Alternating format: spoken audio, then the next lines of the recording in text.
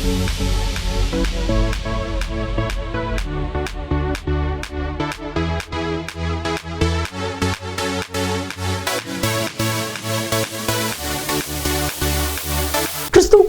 பிரியமான தெய்வ பிள்ளைகளை வெளிப்படுத்தின விசேஷம் பரலோகத்தின் சில காட்சிகள், கர்த்தராகிய இயேசு கிறிஸ்துவனுடைய வருகை, பூமியின் ராஜ்யங்களுடைய வரலாற்றினுடைய முடிவுகள், இவைகளை வெளிப்படுத்துவது தான் வெளிப்படுத்தின விசேஷம்.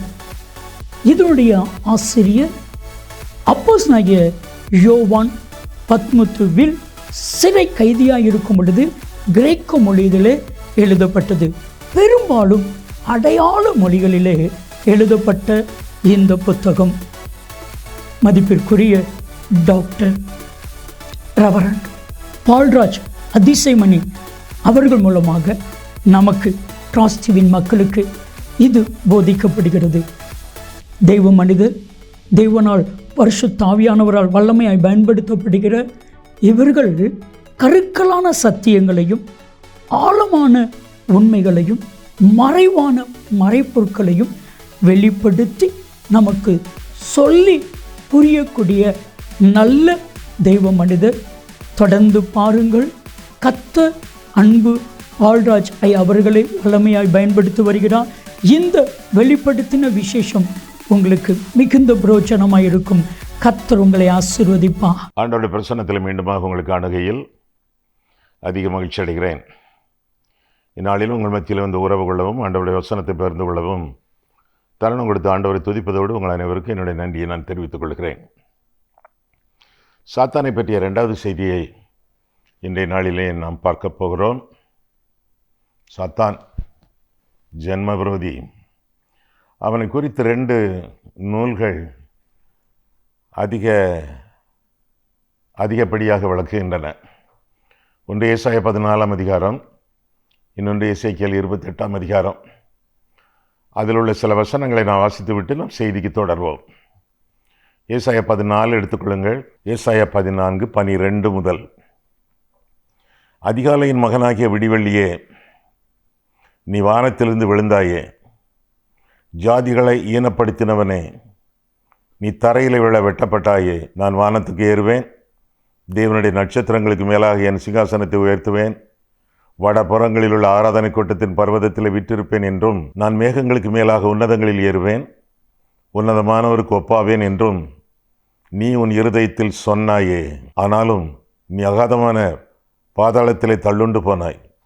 உன்னை காண்கிறவர்கள் உன்னை உற்று பார்த்து உன்னை குறித்து சிந்தித்து, இவன்தானா பூமியை தத்தளிக்கவும் ராஜ்யங்களை அதிரவும் செய்து உலகத்தை வனாந்தரமாக்கி அதன் நகரங்களை அழித்து சிறைப்பட்டவர்களை தங்கள் வீடுகளுக்கு போக விடாமல் இருந்தவன் என்பார்கள் என்று தொடர்ந்து நாம் வாசிக்கிறோம்.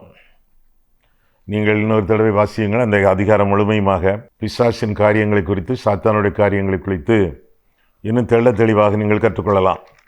எசேக்கியேல் பாருங்கள். எசேக்கியேல் 28ஆம் அதிகாரத்திலும் நாம் காணும் பொழுது, எசேக்கியேல் 28:11 முதல், இன்னும் கர்த்தருடைய வார்த்தை எனக்கு உண்டாகி, அவர், மனுபுத்திரனே, நீ தீரு ராஜாவை குறித்து புலம்பி அவனை நோக்கி, கர்த்தராகிய ஆண்டவர் உரைக்கிறது என்னவென்றால், நீ விசித்திரமாய் செய்யப்பட்ட முத்திரை மோதிரம், நீ ஞானத்தால் நிறைந்தவன், பூரண அழகுள்ளவன், நீ தேவனுடைய தோட்டமாகிய ஏதேனில் இருந்தவன், பத்மராகம், புஷ்பராகம், வைரம், படிக பச்சை, கோமைதகம், எஸ்பி, இந்திரநீலம், மரகதம், மாணிக்கம் முதலான சகலவித ரத்தினங்களும் பொன்னும் உன்னை மூடிக்கொண்டிருக்கிறது.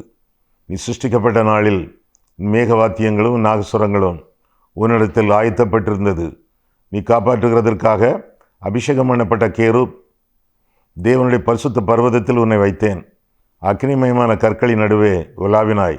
நீ சிருஷ்டிக்க நாள் துவக்கி உன்னில் அநியாயம் கண்டுபிடிக்கப்பட்டது மட்டும் உன் வழிகளில் குறையற்றிருந்தாய். உன் வியாபாரத்தின் மிகுதியினால் உன் கொடுமை அதிகரித்து நீ பாவம் செய்தாய். ஆகையால் நான் உன்னை தேவனுடைய பர்வதத்திலிருந்து ஆகாதவன் என்று தள்ளி, காப்பாற்றுகிற கேருபாய் இருந்த உன்னை அக்னிமயமான கற்களின் நடுவே இராதபடிக்கு அழித்து போடுவேன். உன் அழகினால் உன் இருதயம் மேட்டிமையாயிற்று, உன் மினுக்கினால் உன் ஞானத்தை கெடுத்தாய். உன்னை தரையிலே தள்ளி போடுவேன். ராஜாக்கள் உன்னை பார்க்கும்படி உன்னை அவர்களுக்கு முன்பாக வேடிக்கையாக்குவேன். உன் அக்கிரமங்களின் ஏராளத்தினாலும் உன் வியாபாரத்தின் அனிதத்தினாலும் உன் பரிசுத்த ஸ்தலங்களை பரிசுத்த கொலைச்சலாக்கினாய்.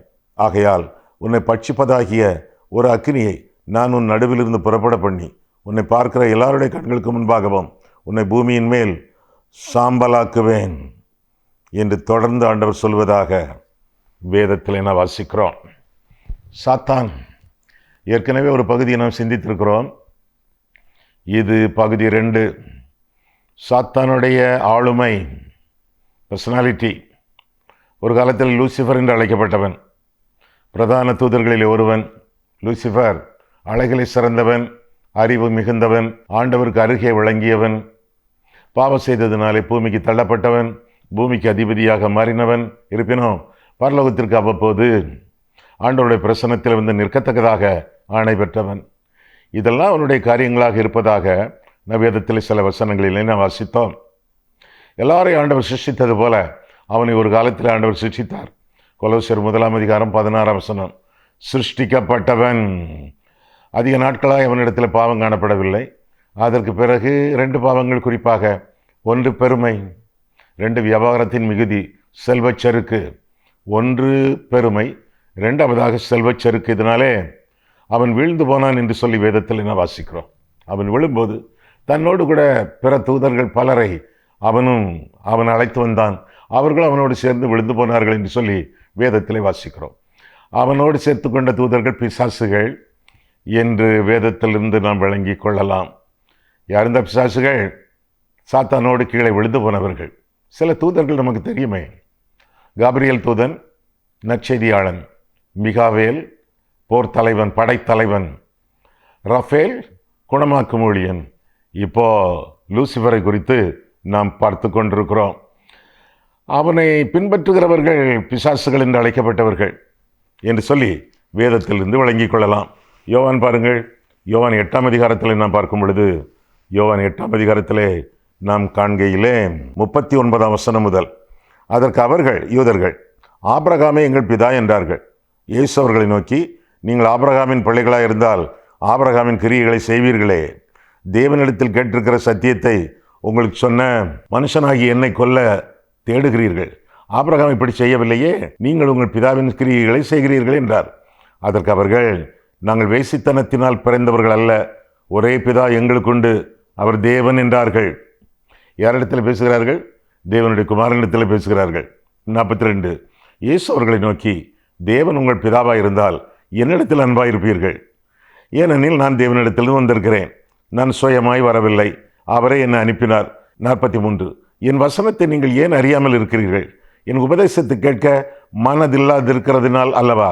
நீங்கள் உங்கள் பிதாவாகிய பிசாசினால் உண்டானவர்கள். ஆண்டவரை அறியாதவர்கள், ஆண்டவரை அறிந்து அவமானப்படுத்துகிறவர்கள், ஆண்டவருக்கு பிரியமற்றவர்கள், ஆண்டவருக்கு எதிர்த்து நிற்கிறவர்கள், அவர்களை பார்த்து ஆண்டவர் என்ன சொல்கிறார்? 44ஆம் வசனத்திலே, நீங்கள் உங்கள் பிதாவாகிய பிசாசினால் உண்டானவர்கள், உங்கள் பிதாவினுடைய இச்சைகளின்படி செய்ய மனதாக இருக்கிறீர்கள். அவன் ஆதி முதற்கொண்டு மனுஷ கொலை பாதகனாய் இருக்கிறான். சத்தியம் அவனிடத்தில் இராதபடியால் அவன் சத்தியத்தில் நிலைநிற்கவில்லை. அவன் பொய்யனும் பொய்க்கு பிதாவுமாய் இருக்கிறான்.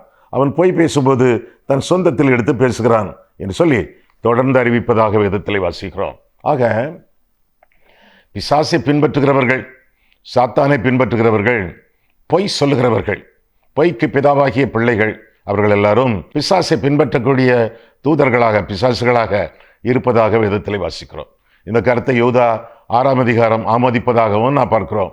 அது மட்டுமல்ல, எபேசியர் 6ஆம் அதிகாரத்தில் நான் பார்க்கும் பொழுது 12ஆம் வசனம், ஏனெனில் மாம்சத்தோடு இரத்தத்தோடும் அல்ல, துரைத்தனங்களோடும் அதிகாரங்களோடும் இப்பிரபஞ்சத்தின் அந்தகார லோகாதிபதிகளோடும் வான மண்டலங்களில் உள்ள பொல்லாத ஆவிகளின் சேனைகளோடும் நமக்கு போராட்டம் உண்டு என்று சொல்லி வேதம் நமக்கு கற்றுக் கொடுக்கிறது. ஆக சாத்தான் பிரதானமான பகைவன். அதற்கு பிறகு அவனோடு கூட விழுந்து போன தூதர்கள், பிசாசுகள். அதற்கு பிறகு பிசாசை பின்பற்றக்கூடிய மனிதர்கள். அதற்கு பிறகு பார்க்கும் பொழுது துரைத்தனங்கள், அதிகாரங்கள், இப்பிரபஞ்சத்தின் அந்தகார லோகாதிபதிகள், வான மண்டலங்களில் உள்ள பொல்லாத ஆவிகளின் சேனைகள், இவைகளெல்லாம் பிசாசை பின்பற்றக்கூடிய ஏதுக்கள் என்று சொல்லி பார்க்கிறோம். அது மட்டுமல்ல, பாவிகள், யாரெல்லாம் போய் பேசுகிறார்களோ, யாரெல்லாம் பிசாசுக்கு அடிமைகளாக ஜீவிக்கிறார்களோ, அவர்கள் எல்லாருமே பிசாசின் கூட்டத்தைச் சேர்ந்தவர்கள். பரிசுத்தவான்கள் கூட, ஆண்டவருடைய சீஷர்கள் கூட பிசாசை பின்பற்றுவதாக இருந்தால் அவர்களும் ஆண்டவருக்கு எதிரிகளாக கருதப்படுகிறவர்கள் என்று சொல்லி மத்தேயு 16ஆம் அதிகாரத்திலே பார்க்கிறோம். ஒரு தடவை ஆண்டவர் கேட்பார் சீஷர்களிடத்திலே, ஆமா, மனுஷகுமாரனாகிய என்னை ஜனங்கள் யார் என்று சொல்கிறார்கள் என்று கேட்டதற்கு அவர்கள் சொன்னார்கள், சிலர் உம்மை எலியா என்றும், சிலர் உம்மை எரேமியா என்றும், சிலர் உம்மை யோவான் ஸ்நானன் என்றும், சிலர் உம்மை தீர்க்கதரிசிகளில் ஒருவர் என்றும் சொல்றாங்க என்று சொன்னதற்கு, நீங்கள் என்ன யார் என்று சொல்கிறீர்கள் என்று கேட்டதற்கு பேதுரு சொல்கிறார், நீர் ஜீவனுள்ள தேவனுடைய குமாரனாகிய கிறிஸ்து என்று சொன்ன உடனே ஆண்டவருக்கு சந்தோஷம், பாராட்டுகிறார். யோனாவின் குமாரனாகிய சீமோனே, மாம்சமும் இரத்தமும் இதை உனக்கு வெளிப்படுத்தவில்லை, பரலோகத்தில் இருக்கிற என் பிதாவே இதை உனக்கு வெளிப்படுத்தினாய். நீ பூலோகத்தில் எதை கட்டுகிறாயோ அது பரலோகத்தில் கட்டப்பட்டிருக்கும், நீ பூலோகத்தில் இதை கட்டவிழ்க்கிறாயோ அது பரலோகத்திலும் கட்டவிழ்க்கப்பட்டிருக்கும். பரலோக ராஜ்யத்தின் திறவுகோல்களை நான் உனக்கு தருவேன். அப்படி சொல்லிட்டாரா? பெருமை வந்துட்ட. பெருமை வந்தது, சந்தோஷத்தோடு பெருமையும் வந்தது. எங்கே? மத்தேயு 16ஆம் அதிகாரத்திலே. மத்தேயு 16ஆம் அதிகாரத்திலே பெருமை வந்தது அவனுக்கு என்று சொல்லி வேதத்திலே பார்க்கிறோம். பரலோகத்தின் சாவி கிடைக்குமாமே, உலகத்தில் கட்டுவது எல்லாம் பரலோகத்தில் கட்டப்படுமே, உலகத்தில் கட்டவிழ்ப்பது எதுவோ அது பரலோக ராஜ்யத்தில் கட்டவிழ்க்கப்படுமே, பெரியாள் ஆயிட்டேனே என்று சொல்லி தன்னை குறித்து எண்ணிக்கொண்டிருக்கும் பொழுது 20ஆம் வசனம், மத்தேயு 16:20, அப்பொழுது தாம் கிறிஸ்துவாகிய இயேசு என்று ஒருவருக்கு சொல்லாதபடிக்கு தம்முடைய சீஷர்களுக்கு, பேதுருவோடு சேர்த்து தம்முடைய சீஷர்களுக்கு கட்டளையிட்டார். 21, அது முதல் இயேசு தாம் எருசலேமுக்கு போய் மூப்பராலும் பிரதான ஆசாரியராலும் வேதபாரகராலும் பல பாடுகள் பட்டு கொலையுண்டு 3ஆம் நாளில் எழுந்திருக்க வேண்டும் என்பதை தம்முடைய சீஷர்களுக்கு சொல்ல தொடங்கினார். அப்பொழுது பிரச்சனை வந்துட்ட. அப்பொழுது பேதுரு அவரை தனி அழைத்து கொண்டு போய், ஆண்டவரே, இது உமக்கு நேரிடக்கூடாது, இது உமக்கு சம்பவிப்பதில்லை என்று அவரை கடிந்து கொள்ள தொடங்கினான். பிசாசு வந்தாச்சா? அடுத்த வசனம் பாருங்க. அவரோ திரும்பி பேதுருவை பார்த்து, எனக்கு பின்னாக போ சாத்தானே, நீ எனக்கு இடரலா இருக்கிறாய், தேவனுக்கு ஏற்றவைகளை சிந்தியாமல் மனுஷருக்கு ஏற்றவைகளை சிந்திக்கிறாய் என்றார். அப்பொழுது இயேசு தம்முடைய சீஷர்களை நோக்கி, ஒருவன் என்னை பின்பற்ற விரும்பினால் அவன் தன்னைத்தான் வெறுத்து தன் சிலுவையை எடுத்துக்கொண்டு என்னை பின்பற்ற கடவன். தன் ஜீவனை ரட்சிக்க விரும்புகிறவன் அதை இழந்து போவான், என் நிமித்தமாக தன் ஜீவனை இழந்து போகிறவன் அதை கண்டடைவான் என்று சொல்லி தொடர்ந்து கற்பிப்பதாக வேதத்தில் என்ன வாசிக்கிறோம். எனக்கு பின்னாக போ சாத்தானே. யார் அந்த சாத்தான்? பேதுரு. சாத்தானுடைய ஆவியினால் வழிநடத்தப்படுகிறவனே என்று சொல்வதாக பார்க்கிறோம். எனக்கு பின்னாக போ சாத்தானே, நீ எனக்கு இடரலாய் இருக்கிறாய், தேவனுக்கு ஏற்றவைகளை சிந்தியாமல் மனுஷருக்கு ஏற்றவைகளை சிந்திக்கிறாய் என்று கடிந்து கொள்வதாக வேதத்தில் என்ன வாசிக்கிறோம். சிலர் சொல்றாங்களே, சில சபையினர், பேதுரு தான் ஆண்டவருக்கு விருப்பமான ஒரு பெரிய சீஷன், அவன் கையிலே பரலோகத்தின் சாவிகள் கொடுக்கப்பட்டாச்சு, அவன்தான் திருச்சபையின் அஸ்திபாரம், இந்த கல்லின் மேல் என் சபையை கட்டுவேன் என்று ஆண்டவர் அவனை பார்க்கும் பொழுதே சொல்லிவிட்டார். எனவே திருச்சபையின் அஸ்திபாரம் பேதுரு என்று சொல்லக்கூடியவர்கள் உண்டே. தப்பு தப்பு. சாத்தான் மேல் ஆண்டவர் சபையை கட்டுவாரா? இடரல் மேல் ஆண்டவர் சபையை கட்டுவாரா? மனுஷருக்கு ஏற்றவர்களை சிந்திக்கிறவன் மேல் ஆண்டவர் சபையை கட்டுவாரா? எனக்கு பின்னாக போ சாத்தானே இந்த ஆண்டவர் சொன்னாரே. இல்லவே இல்லை. பேதுரு திருச்சபையின் அஸ்திபாரம் அல்ல, சாதாரணமான ஒரு ஆள். இன்னும் கொஞ்ச நாட்கள் கழித்து அவன் ஆண்டவரை மறுதலிக்க போகிறான், சபிக்க போகிறான். ஆண்டவரை யாராவது சபிப்பாங்களா? இயேசுவை ஆண்டவரை சபிக்க போகிறான், சத்தியம் பண்ண போகிறான் என்னெல்லாம் அவனை குறித்து வேதத்திலே வாசிக்கிறோம். ஐயா, அப்படின்னா திருச்சபையின் அஸ்திபாரம் யார்? பாடியிருக்கீங்களே நீங்க ஆலயத்தில், சபையின் அஸ்திபாரம் நம் மீட்பர் கிறிஸ்துவை என்று சொல்லி போடப்பட்ட அஸ்திபாரமாகிய கிறிஸ்துவை அல்லாமல் வேற ஒரு அஸ்திவாரத்தை ஒருவராலும் போட முடியாது என்று சொல்லி ஆண்டவர் திருவுளம் பெற்றி இருக்கிறாரே. 1 கொரிந்தியர் 3ஆம் அதிகாரம் 16ஆம் வசனத்திலே. ஆக அஸ்திபாரம் ஆண்டவராக இயேசு கிறிஸ்து என்று சொல்லி நாம் அறிய கடவோம். பிசாசோ பரலோகத்திலிருந்து தள்ளப்பட்ட சிருஷ்டிக்கப்பட்ட முன்னாள் தூதன் லூசிஃபர் கீழே தள்ளப்பட்டான். இருப்பினும் அவனுக்கும் பரலோகத்துக்கும் தொடர்பு இருந்தது. அவ்வப்போது தேவனுடைய சந்நிதியிலே அவன் வந்து நின்றதாக நம் வேதத்திலே வாசிக்கிறோம். யோபு 1ஆம் அதிகாரத்திலே நாம் பார்க்கிறோம். அவனுடைய வல்லமை இன்னும் தொடர்ந்து இன்னும் சில காலம் வரை நீடிக்கிறது என்று சொல்லியும் வேதத்திலே பார்க்கிறோம்.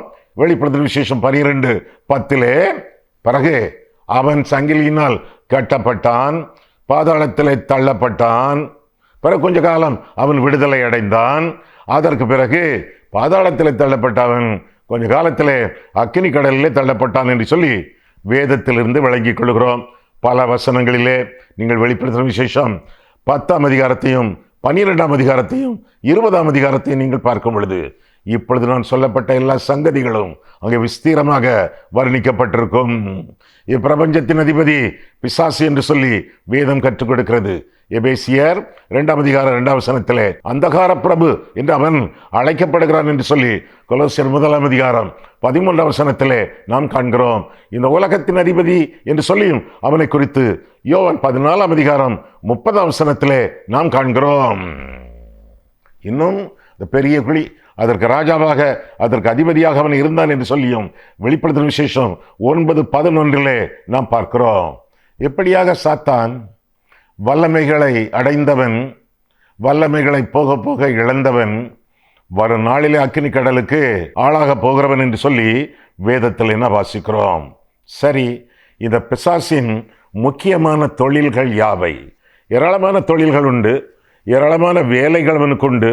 முக்கியமான சில காரியங்களை நாம் பார்த்து விடுதல் நல்லது என்று சொல்லி வேதத்தில் வாசிக்கிறோம். யோவான் 10ஆம் அதிகாரம் எடுத்துக்கொள்ளுங்கள். யோவான் 10ஆம் அதிகாரம் 10ஆம் வசனம் எளிதாக மனதில் வைத்துக் கொள்ளலாமே. யோவான் 10ஆம் அதிகாரம் 10ஆம் வசனம். அவனை திருடன் என்று சொல்லி ஆண்டவர் வர்ணிக்கிறார். யோவான் 10:10 திருடன் திருடவும் கொல்லவும் அழிக்கவும் வருகிறானே அன்றி வேறொன்றுக்கும் வரான். நானோ அவைகளுக்கு, ஆடுகளுக்கு, உங்களுக்கு, எனக்கு, நானோ அவைகளுக்கு ஜீவன் உண்டாயிருக்கவும் அது பரிபூர்ணப்படவும் வந்தேன் என்று சொல்லி வேதத்திலிருந்து நாம் அறிந்து கொள்கிறோம்.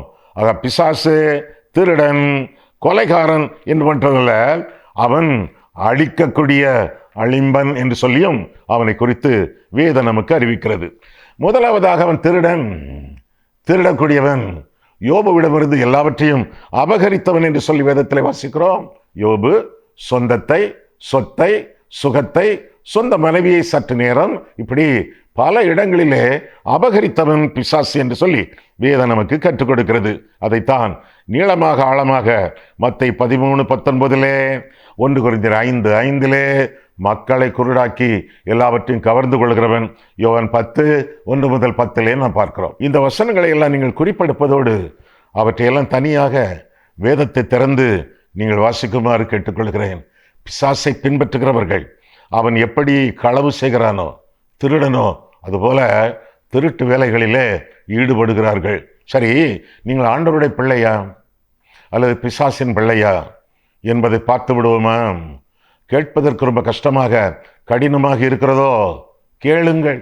ஏனென்றால் ஆண்டவர் கனிவோடு பேசினார், ஆண்டவர் கண்டனத்தோடு பேசினார், ஆண்டவர் கடிந்து கொண்டு பேசினார். பலவிதமான பேச்சுக்கள் ஆண்டவரிடத்தில் உண்டே. ஆண்டவரை பின்பற்றக்கூடிய உண்மையான ஊழியர்கள் அவரை போலவே பேசுவார்கள். சரியா? ஆக முதலாவதாக களவு செய்யாதிருப்பாயாக என்பது 10 கற்பனைகளிலே ஒன்று என்று சொல்லி வேதம் நமக்கு கற்பிக்கிறது. களவு செய்யாதிருப்பாயாக, பிறருடைய பொருளை அபகரிக்க கூடாது, பிறருக்கு சொந்தமான எதையும் எவரையும் அபகரிக்க கூடாது என்று சொல்லி வேதத்திலிருந்து விளங்கிக் கொள்ள வேண்டும்.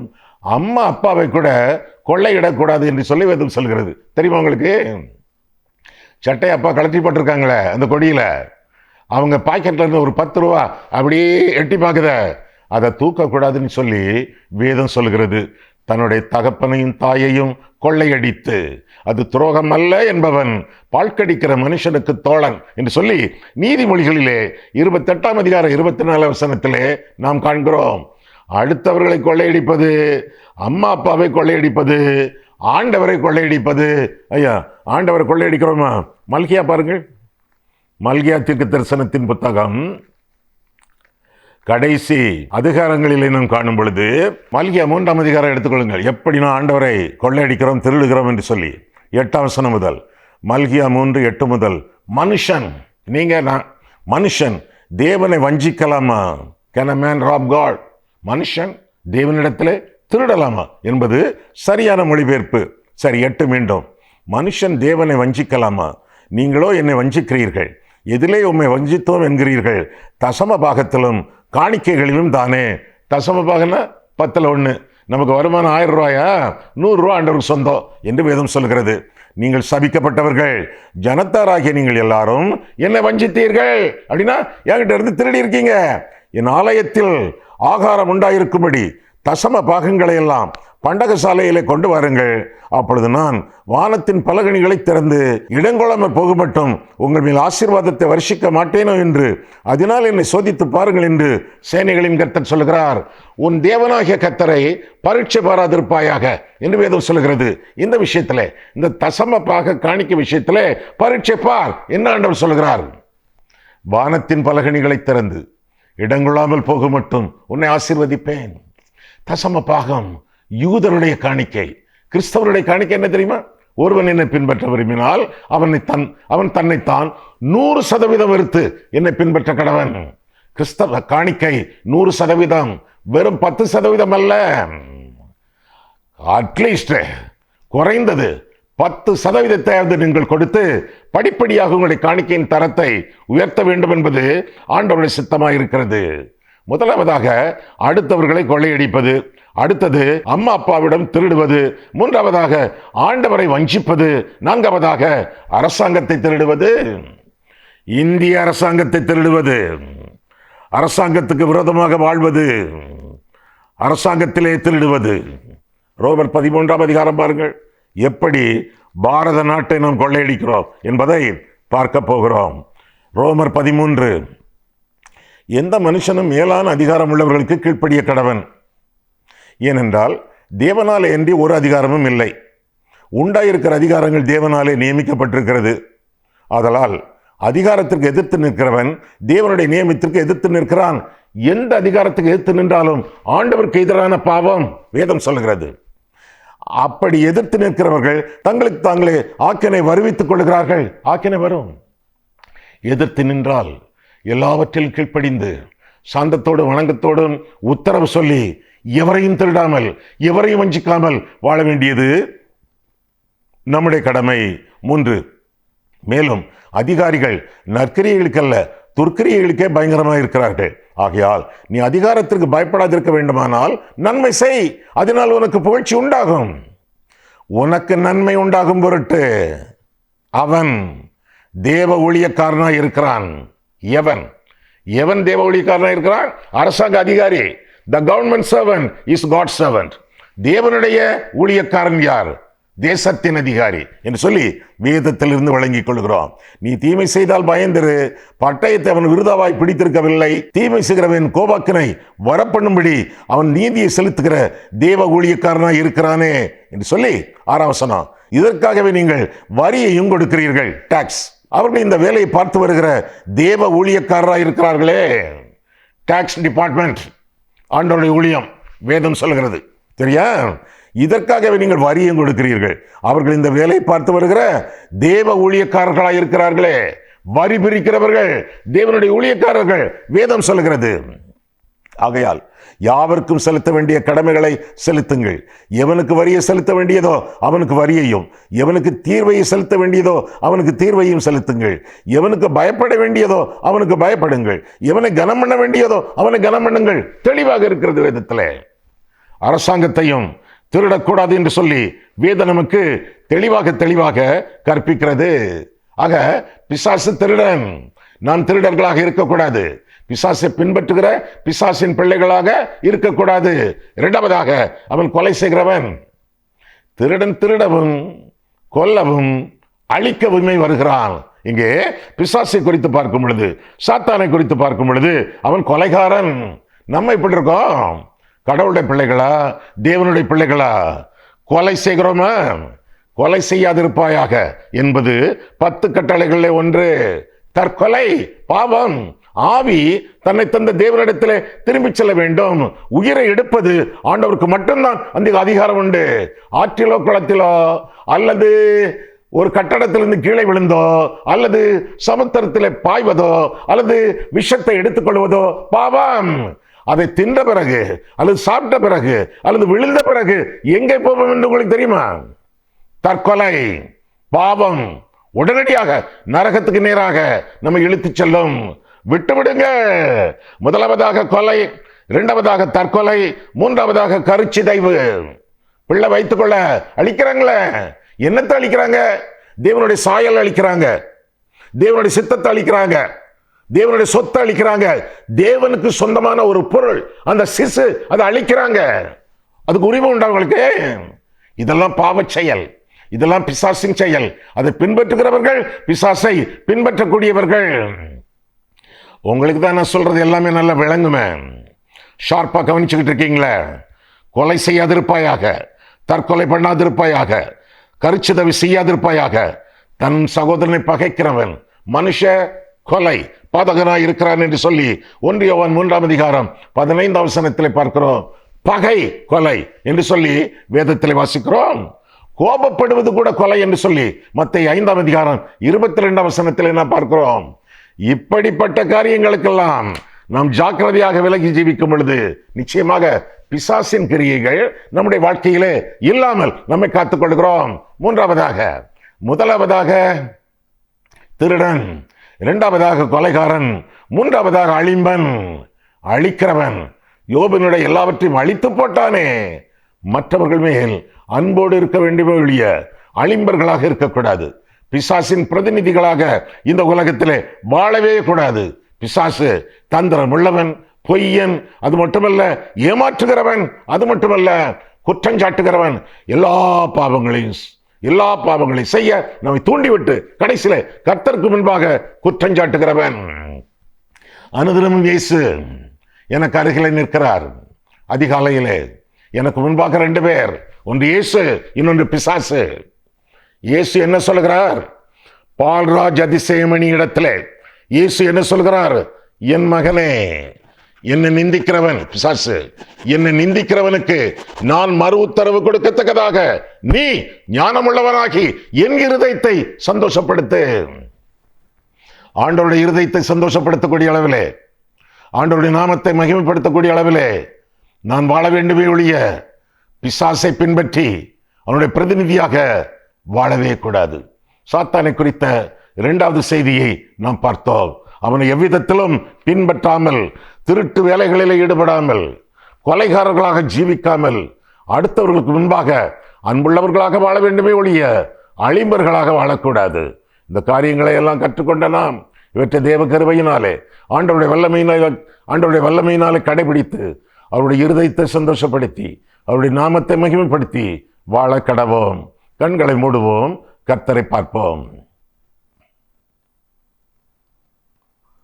அன்புள்ள ஆண்டவரே, உம்முடைய வசனங்களை ஆராயவும், எங்கள் வாழ்க்கையை ஆராயவும் உம்முடைய சந்நிதியிலே எங்களை வழிநடத்தினீர். அதற்காக நன்றி செலுத்துகிறோம் சுவாமி. கர்த்தாவே, சாத்தானை குறித்த 2வது பகுதியை நாங்கள் சிந்தித்தோம் சுவாமி. அவன் திருடன், அவன் கொலைகாரன், அவன் அழிக்கக்கூடியவன்.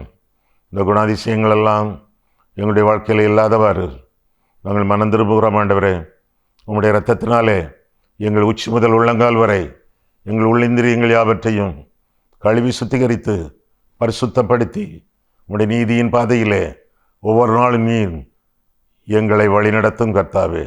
சாத்தான் எந்த விதத்திலும் எங்களை குறித்து உம்மிடத்தில் குற்றஞ்சாட்டாமல் இருக்கத்தக்கதாக தெய்வ பயத்தோடு பக்தியோடு உன்னதமானுடைய மறைவிலே சர்வ வல்லவருடைய நிழலிலே நாங்கள் வாழ்ந்து வரத்தக்கதாக எங்களை ஆசீர்வதியும். இயேசு கிறிஸ்துவின் நாமத்தில் ஜெபிக்கிறோம் பிதாவே, ஆமென்.